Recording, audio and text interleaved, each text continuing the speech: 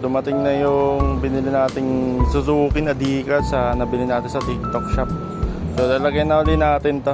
May bala kasi ako dati dito. Kaya tinanggal yung dati kasi bala ko sanang change color. Kaso napautot ako sa proseso, haba eh. So bumili na lang ulit nito.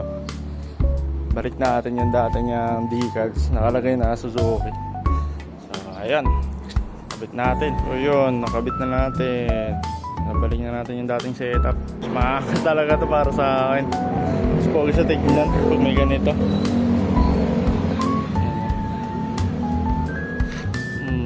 Mas maganda.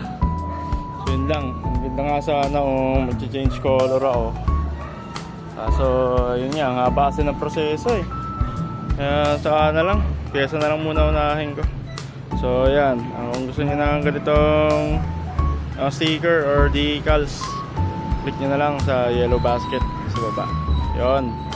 So good morning. This is Aaron. Drive safe, stay safe. Goodbye.